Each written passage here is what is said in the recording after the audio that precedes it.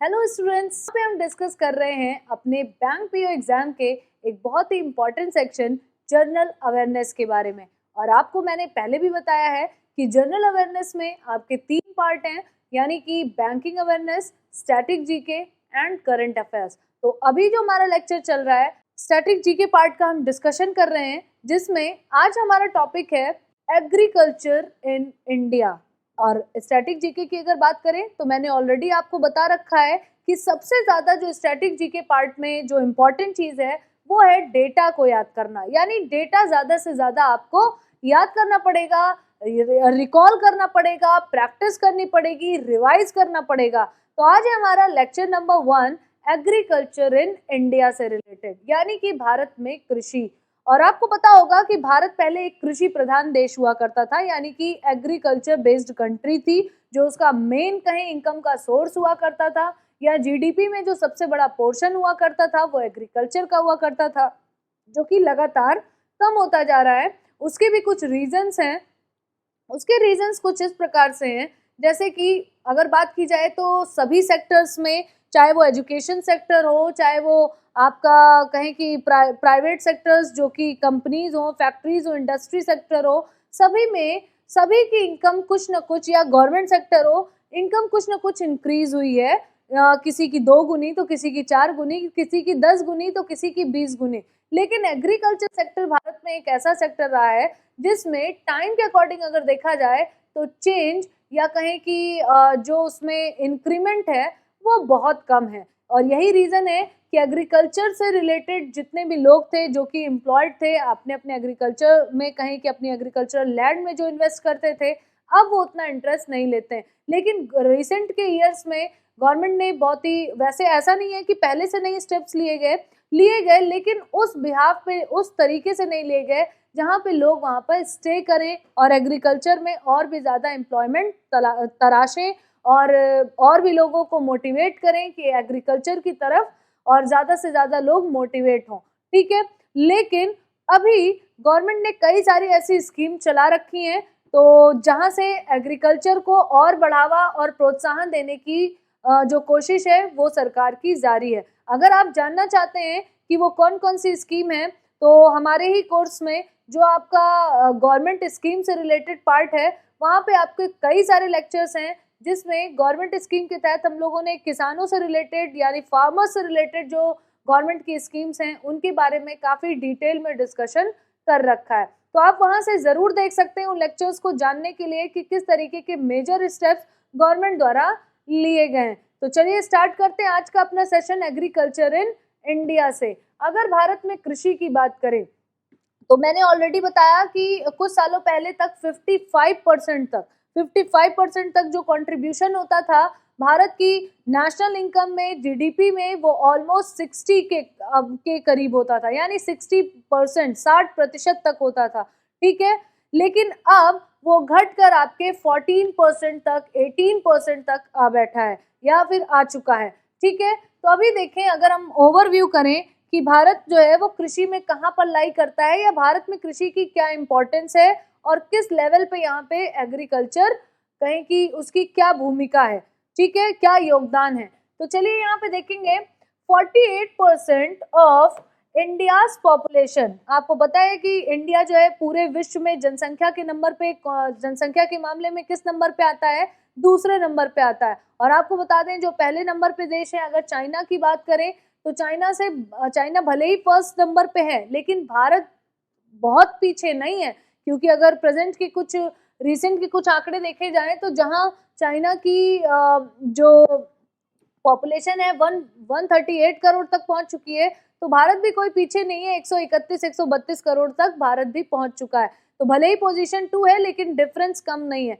लेकिन आप देखिए 48% of India's population is dependent on agriculture for livelihood. भले ही इनकम नहीं है, भले ही जीडीपी का पार्ट अब उतना नहीं रह गया है, लेकिन फिर भी अभी भी भारत की जितनी भी जनसंख्या है उसका 48% भाग यानी 48% पॉपुलेशन लिवलीहुड के लिए यानी आजीविका के लिए किस पर निर्भर है? कृषि पर ही निर्भर है, यानी एग्रीकल्चर पर ही निर्भर है।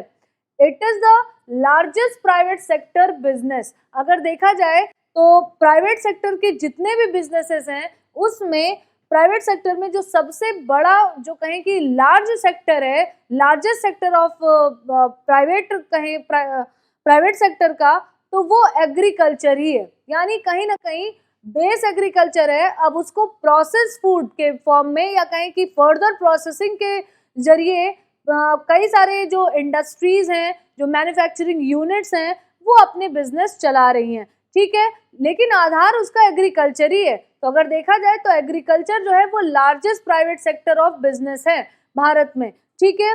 The development of agriculture is very necessary to increase the national income in India. और क्योंकि नेशनल इनकम कैसे कैलकुलेट होती है, नेशनल इनकम का कैलकुलेशन कैसे किया जाता है, जैसे अगर नेशनल इनकम आ गई, नेशनल इनकम में क्या है, आपकी जीडीपी है, उसमें से आपके डेप्रिसिएशन को लेस कर दिया गया, जो भी इनकम हुई उनको ऐड किया गया, जो भी एक्सपेंसेस हुए उनको लेस किया गया, ठीक है, तो निकल के आई आपकी नेशनल इनकम।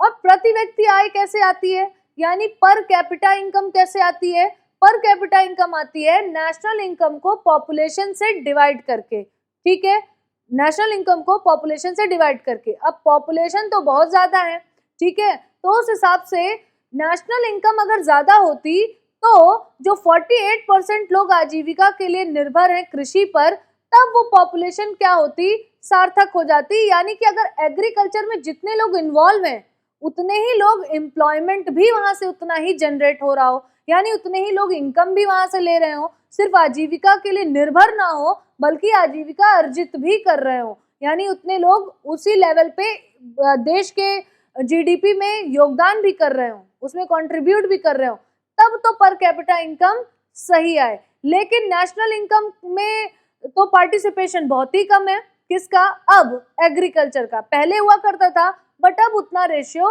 नहीं रह गया है। तो अगर नेशनल इनकम को बढ़ाना है तो development of agriculture is also very necessary, ठीक है, बहुत ज्यादा जरूरी है कि जो हमारे देश की जो राष्ट्रीय आय है उसमें कृषि की आय का भी पोर्शन बढ़ाया जाए, यानी एग्रीकल्चर से होने वाली देश को जो आय है उसको भी बढ़ाया जाए। अच्छा, आपको क्या लगता है क्या मीडियम हो सकते हैं एग्रीकल्चर की आय को बढ़ाने के लिए?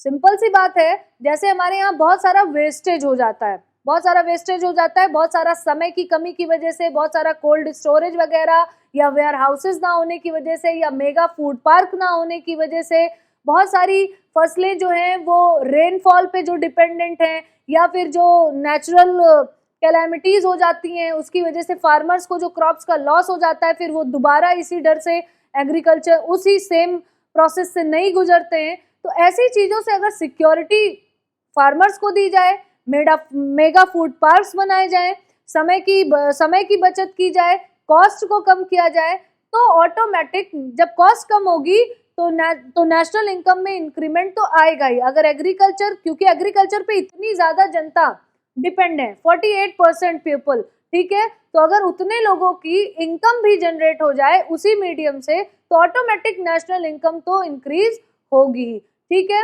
अब यहाँ पे देखिएगा द फिजिकल स्ट्रक्चर, अगर भारत की जो भौतिक स्थिति की बात करें, द फिजिकल स्ट्रक्चर, अब यहाँ पे देखिएगा the physical structure, climate and soil types of our country, यानी कि हमारे देश भारत की बात हो रही है। The physical structure, climate and soil types of our country are factors that can produce a wide various या फिर वाइड वैरायटी ऑफ क्रॉप्स, यानी कि हमारे देश की ऐसी भौतिक संरचना है, ऐसी जलवायु, ऐसा क्लाइमेट है, ऐसी मृदा की प्रकारें यानी सॉइल के टाइप्स हैं जो कि एक लार्ज लेवल पे क्रॉप्स को ग्रो करने में हेल्प कर सकती हैं, वैरायटी ऑफ क्रॉप्स। क्योंकि आप देखेंगे हमारे देश में, अगर इसीलिए उसे सब कॉन्टिनेंट भी कहते हैं, इंडिया को सब कॉन्टिनेंट क्यों कहते हैं, उपमहाद्वीप, क्योंकि जो एक पूरे महाद्वीप में मिलाकर जो फिजिकल स्ट्रक्चर होता है वो अकेले भारत में है। यानी भारत के पास गैंगेटिक प्लेन भी है, भारत के पास अपने डेजर्ट्स भी हैं, भारत के पास अपने कोस्टल एरियाज भी हैं, माउंटेन एरियाज भी हैं, प्लेट्यूज भी हैं, और साथ ही साथ अगर देखा जाए तो आपके जो समुद्री क्षेत्र हैं फिशरीज को लेकर या एक्वेटिक कल्चर को लेकर, तो अलग अलग तरीके से सारी जो फिजिकली या कहें जो कि एक तरीके से गॉड गिफ्टेड है वो सारी चीजें अवेलेबल है, लेकिन यूटिलाइजेशन उस तरीके से नहीं हो पाता है इंडिया में, खासकर एग्रीकल्चर के डिपार्टमेंट में। तो यहाँ पर वही बात कही गई है कि हम हमारे अंदर पोटेंशियल बहुत है कि हम एग्रीकल्चर के थ्रू नेशनल इनकम को और भी बढ़ा सकते हैं। ठीक है, Indian agriculture is mainly dependent on rainfall and mainly rabi, kharif and zaid crops are planted in India within a year. अब इसका रीजन क्या है कि हम ज्यादा से ज्यादा केवल 3 प्रकार की फसलें उगा पाते हैं, जबकि इसको बढ़ाया जा सकता है, इसको इंक्रीज किया जा सकता है। उसका मेन रीजन है जो हम टोटली डिपेंडेंट हैं, अब तो नहीं है टोटली, लेकिन फिर भी ऑलमोस्ट अगर कहें तो रेनफॉल पे ही डिपेंडेंट है। यानी अगर बारिश होती है तो क्रॉप्स का अच्छा होना या कहें कि क्रॉप्स की यील्ड में इंक्रीमेंट होता है। अगर रेनफॉल नहीं हुई या ज्यादा हो गई तो उसका एडवर्स इफेक्ट भी पड़ता है। तो अगर ये रेनफॉल पे ज्यादा डिपेंडेंट हम ना हो तो सारी चीजों का यूटिलाइजेशन और अच्छे से किया जा सकता है, क्योंकि भारत में भूमि की कमी नहीं है। अगर हम लोग एग्रीकल्चर लैंड की बात करें तो भारत में इसकी कमी नहीं है, लेकिन जो सोर्सेज हैं जो जिनके माध्यम से हम नेचुरल रिसोर्सेज का अच्छा यूटिलाइजेशन या कहीं ऑप्टिमम लेवल तक जो यूज कर सकते हैं वो हम यूज नहीं कर पाते। यही रीजन है कि सीजनल अनएम्प्लॉयमेंट भी हमें देखने को मिलता है, यानी कि जो मौसमी बेरोजगारी होती है वो भी हमें देखने को मिलती है। क्यों? एक फसल उगाने के बाद हमें नेक्स्ट क्रॉप के लिए क्या करना पड़ता है, वेट करना पड़ता है, और इसी वजह से डिस्गाइज अनएम्प्लॉयमेंट भी दिखता है, जिसे हम क्या कहते हैं, प्रच्छन्न बेरोजगारी। डिस्गाइज यानी कि अब जिस खेत में या जिस फील्ड में ज्यादा से ज्यादा एक फैमिली के 2 या 3 लोग इन्वॉल्व होने चाहिए, उसमें पूरी की पूरी फैमिली इन्वॉल्व है, तो इसे क्या बोलते हैं, डिस्गाइज्ड अनएम्प्लॉयमेंट, यानी कि प्रच्छन्न बेरोजगारी। तो ये भी हमें देखने को मिलता है। तो अगर ऐसी चीजें ना हो, यानी सीजन के ऊपर हम डिपेंडेंट ज्यादा ना हो, तो इस क्राइटेरिया को और भी बढ़ाया जा सकता है। अब वही सेम चीज यहाँ पे हिंदी में लिखी हुई है कि भारतीय कृषि मुख्य रूप से वर्षा पर निर्भर रहती है तथा एक वर्ष के अंतर्गत भारत में मुख्यतः रबी, खरीफ और जायद की फसलें ही रोपित की जाती हैं, यानी उगाई जाती हैं या बोई जाती हैं। ठीक है, अच्छा, अब यहाँ पे जब रबी, खरीफ और जायद की फसलों की बात हो रही है तो आपको आई थिंक पता होगा, वरना हमारा जो एमसीक्यू वाला पार्ट होगा उसमें हम आपसे डिस्कस करेंगे, क्योंकि यहाँ पे तो हम डिस्कस करने वाले हैं कि लार्जेस्ट प्रोड्यूसर्स कौन से स्टेट किस चीज में है, क्योंकि स्टैटिक जीके हम पढ़ रहे हैं तो जहां से आपके क्वेश्चंस बनते हैं वो क्राइटेरिया हम फॉलो करेंगे, लेकिन एमसीक्यूज के समय आपको जरूर बताएंगे कि रबी, खरीफ और जायद का सीजन क्या है, और इसमें जो जनरली जो या कहें कि जो मेनली जो क्रॉप्स उगाई जाती हैं उनके बारे में डिस्कशन करेंगे। अब हम यहाँ पे बात करेंगे कुछ रिवॉल्यूशंस के बारे में, यानी कि क्रांतियां जो कि एग्रीकल्चर से रिलेटेड हैं और खासकर आपके एग्जाम के लिए बहुत ज्यादा इम्पोर्टेंट है। वैसे अगर भारत में कृषि का अगर हिस्ट्री देखें तो भारत में सिंधु सभ्यता से पहले भी, यानी वैदिक काल में भी अगर देखा जाए, वैदिक एज में भी, तो वहां से ही एग्रीकल्चर के बहुत सारे एविडेंसेस मिलते हैं। और सिंधु यानी इंडस वैली सिविलाइजेशन में अगर देखें तो आपने देखा होगा गेहूं और जौ की कृषि या क्रॉप्स, वहां पे उसके अवशेष या कहें कि उनके एविडेंसेस हमें देखने को मिलते हैं। जो कृषि अगर उसके बाद देखा जाए इंडस वैली सिविलाइजेशन के बाद, तो जो एंशियंट इंडियन हिस्ट्री का जो पार्ट है वहां पर तो कृषि बहुत ज्यादा कहें कि एक अच्छे लेवल पे थी, लेकिन उसके बाद मिडिल पार्ट में अगर देखें तो बहुत बुरी तरह उस पर इम्पैक्ट आया, क्योंकि बाहरी आक्रमण जो कहें कि आउटसाइडर्स थे, जो इन्वेडर्स थे, उनकी वजह से कृषि का जो कल्चर था वो बुरी तरीके से इफेक्ट हुआ भारत में। और सबसे ज्यादा जो कहें कि सबसे वर्स्ट कंडीशन जो आई वो आई आपके ब्रिटिशर्स के समय में। क्यों? क्योंकि जो क्रॉप या जो लैंड एरिया जिस चीज के लिए ज्यादा उपयोगी था उसकी बजाय जबरदस्ती या कहें कि अपने देश के फायदे के लिए, जैसे आपने सुना होगा 3 कठिया कानून, जिसमें 3 एक भूमि के 3 हिस्से पर सिर्फ किस चीज को उगाने की बात कही गई, नील की खेती करने को। तो पूरे भारत में भी इसका विद्रोह हुआ, नील विद्रोह भी हुआ, चंपारण सत्याग्रह भी इसी को लेकर हुआ। तो उस समय भारत का जो एग्रीकल्चर था वो बुरी तरीके से इफेक्ट हुआ। यही रीजन था कि आफ्टर इंडिपेंडेंस बहुत सारे रिवॉल्यूशंस हुए भारत में, जिसमें से एक बड़ा एग्जाम्पल है आपका ग्रीन रिवॉल्यूशन यानी हरित क्रांति, जिसका जनक या फादर ऑफ ग्रीन रिवॉल्यूशन किसे मानते हैं? MS स्वामीनाथन को। ठीक है, लेकिन उससे भी पहले हमारे देश में जब प्लानिंग कमीशन बना यानी योजना आयोग, तो पहला जो प्लान था, जो पहला 5 ईयर प्लान था, पंचवर्षीय योजना, वो इसीलिए एग्रीकल्चर पे ही बनाई गई थी। किस पे? जो पहला हमारा प्लान था वो उसका आधार क्या था? कृषि। ठीक है, उसके बाद लगातार कई सारे रिवॉल्यूशंस होते गए, कई सारी क्रांतियां होती गई। तो यहाँ पे कुछ इंपॉर्टेंट जो आपके एग्जाम में रिसेंट ईयर्स में पूछे गए हैं, उन रिवॉल्यूशन से रिलेटेड फैक्ट है यहाँ पे। तो देखिएगा, सबसे पहले यहाँ पे लिखा हुआ है ग्रीन रिवॉल्यूशन यानी कि हरित क्रांति। अब क्वेश्चन कैसे आता है? क्वेश्चन ऐसे ही आएगा कि ये किससे रिलेटेड है। ग्रीन रिवॉल्यूशन आपका किससे रिलेटेड है? तो green revolution is related to food grain production यानी खाद्यान्न उत्पादन से रिलेटेड है आपका ग्रीन रिवॉल्यूशन। अब इसमें कोई पर्टिकुलर कोई एक क्रॉप नहीं है, इसमें आपका वैसे मेनली 3 थे, व्हीट, राइस एंड आपका मेज। ठीक है, यानी कि अब ये किस समय की बात है? जब आफ्टर इंडिपेंडेंस यानी कि स्वतंत्रता के बाद, उस समय भारत को पूरी तरीके से अपनी खुद पे सेल्फ डिपेंडेंट होना था, अपनी खुद की इकोनॉमी को ग्रो करना था, अपनी खुद की इकोनॉमी को एक कहें कि एक फॉर्मली एक स्टैंड देना था। तो इसलिए ये ग्रीन रिवॉल्यूशन बेसिकली पहले 3 क्रॉप्स पे ही किया गया, जैसे व्हीट, राइस एंड मेज पे, यानी कि गेहूं, चावल और मक्के पर। ठीक है, फिर उसके बाद आया आपका व्हाइट रिवॉल्यूशन।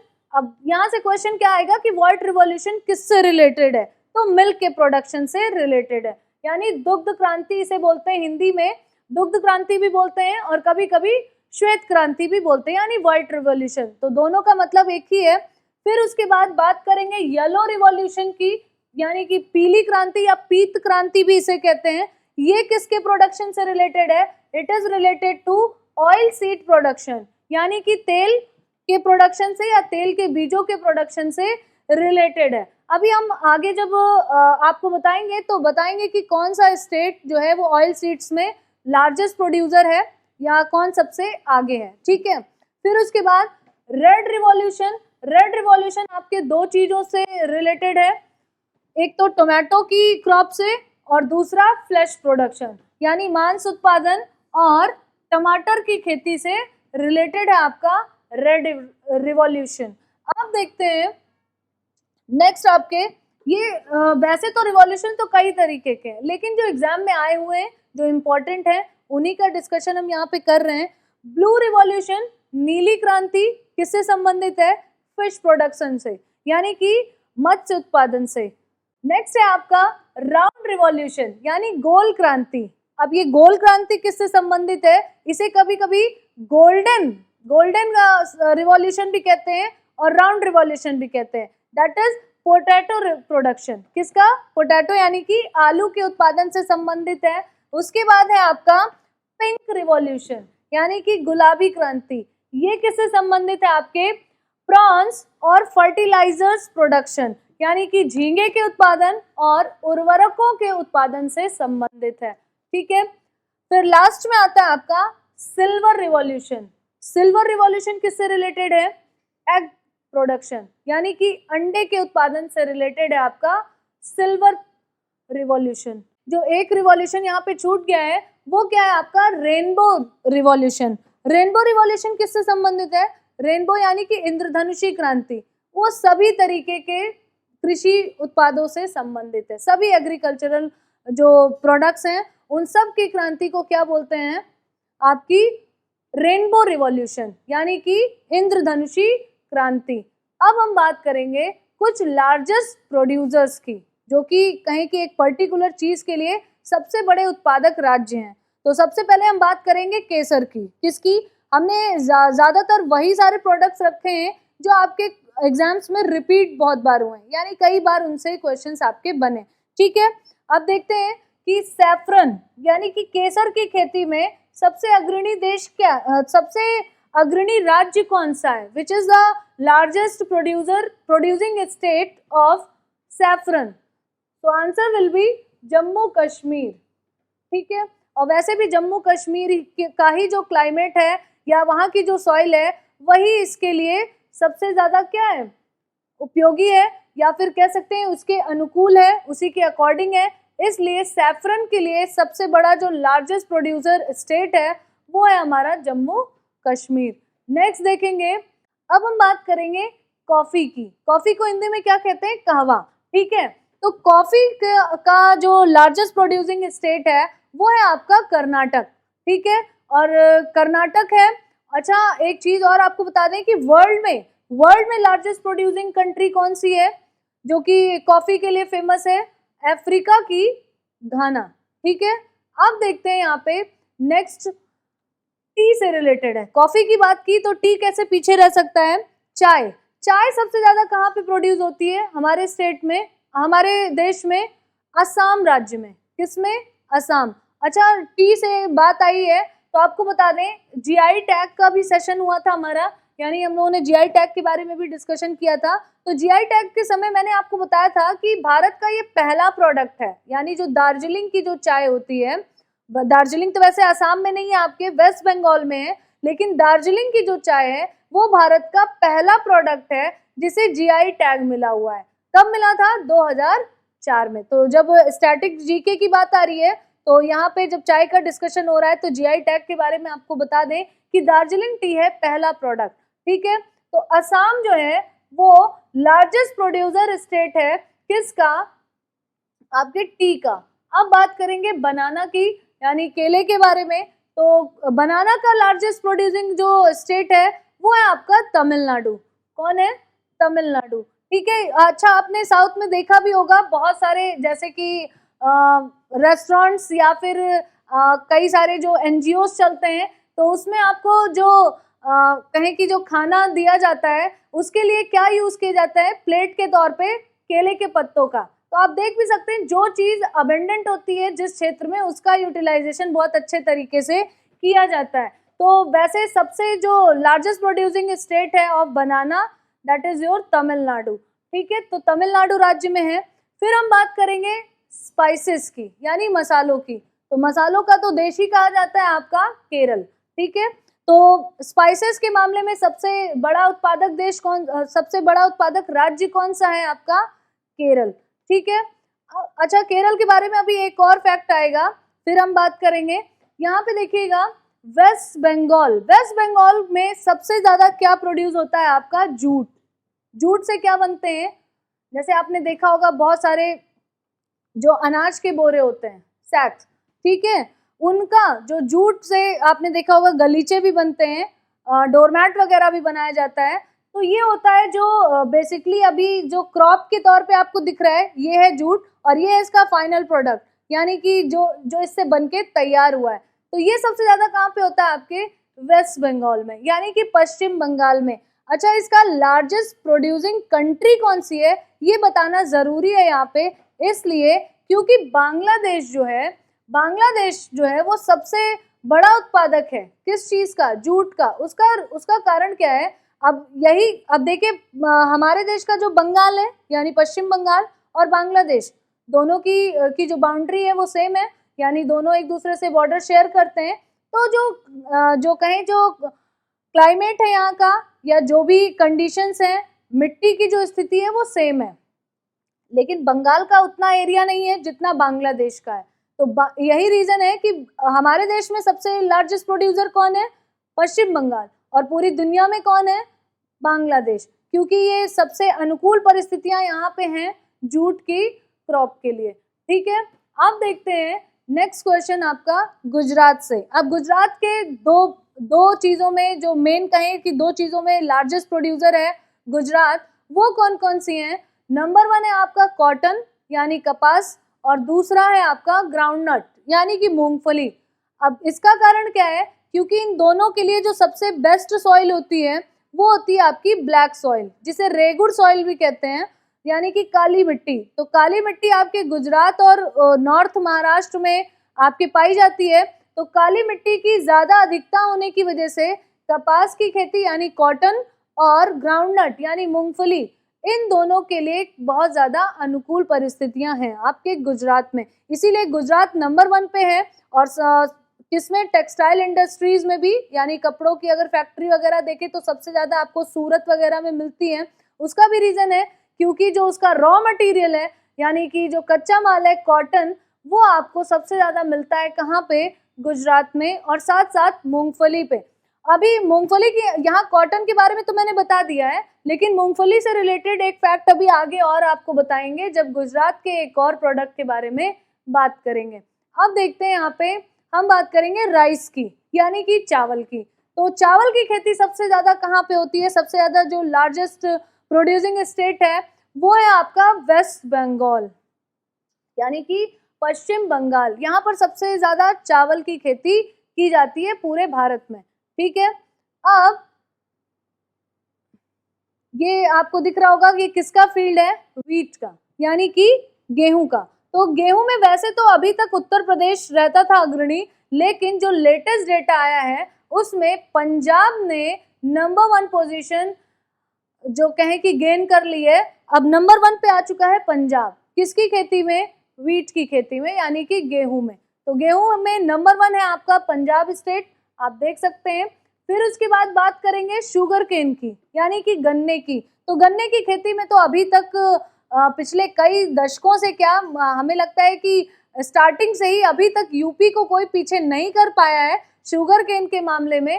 तो उत्तर प्रदेश है largest producer state of sugarcane, और यही कारण है हम लोग बचपन से अपनी जीके की जो बुक होती थी उसमें भी पढ़ते थे कि शुगर बोल किसे कहते हैं, यानी कि किस स्टेट को चीनी का कटोरा कहा जाता है।